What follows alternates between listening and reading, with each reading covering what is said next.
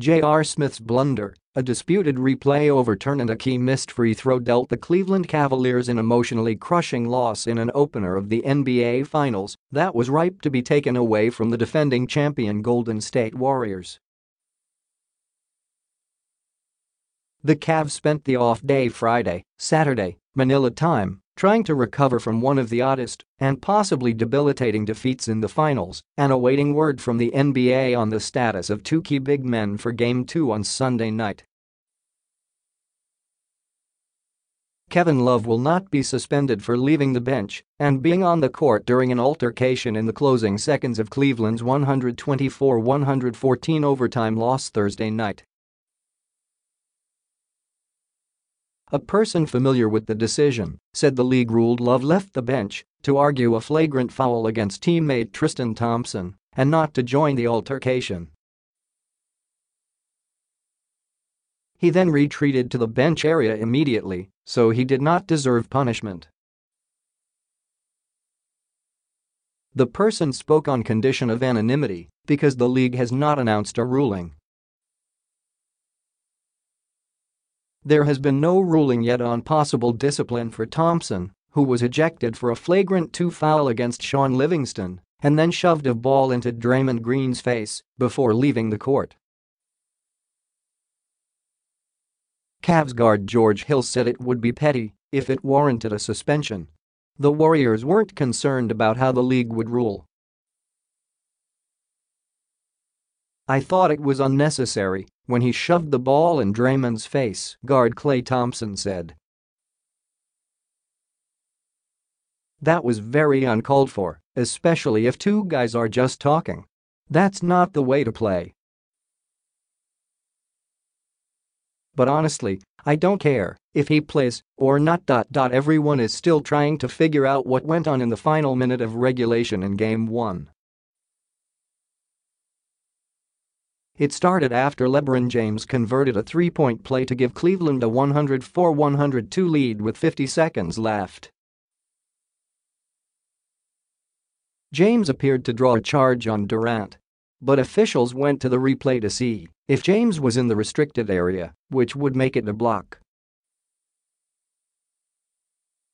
While James was clearly outside the restricted area, officials also had the chance to review whether James was in legal guarding position and changed the call to a block because they determined he turned his body and moved into Durant.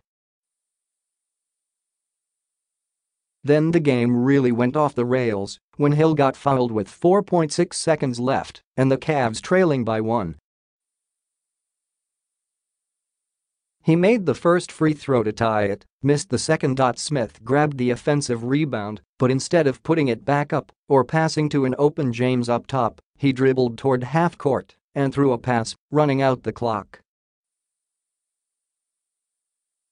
Coach Tyronn Lue said after the game that Smith thought the Cavs were ahead, although Smith said he knew the game was tied and was waiting for a timeout to be called.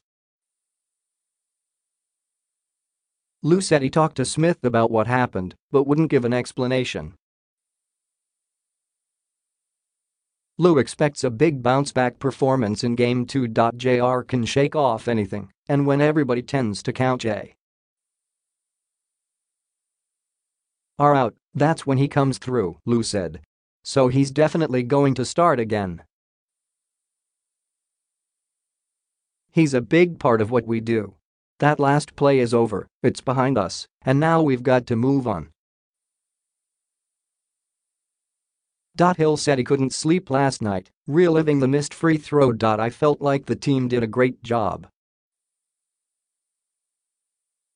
Put ourselves in a position to win the game. Me not hitting the free throw, I feel like cost our team the win.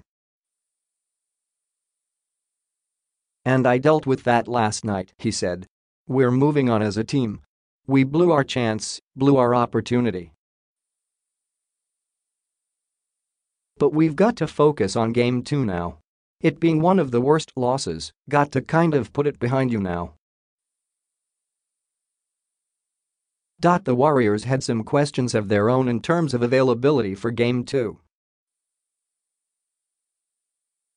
Thompson, who briefly left the series opener after Smith slid into his left leg, said he is still sore but feeling much better and he doesn't expect any issues for Sunday.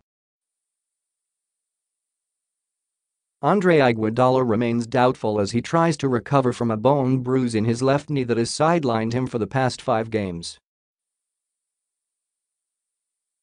Coach Steve Kerr said Iguodala is improving each day but still not expected to be healthy enough for Game 2. Kerr's bigger concern is figuring out a way to make things tougher on James after he scored 51 points on 19 for 32 shooting in the opener when he was able to repeatedly drive to the basket. "I didn't think we were very good against him last night," Kerr said. "I thought he was spectacular, but I didn't think we made it that difficult for him." That's always the challenge when you play a great player. There is this balance between accepting that he's going to get his numbers but making it difficult. "I never felt like we got him out of any sort of comfort zone last night.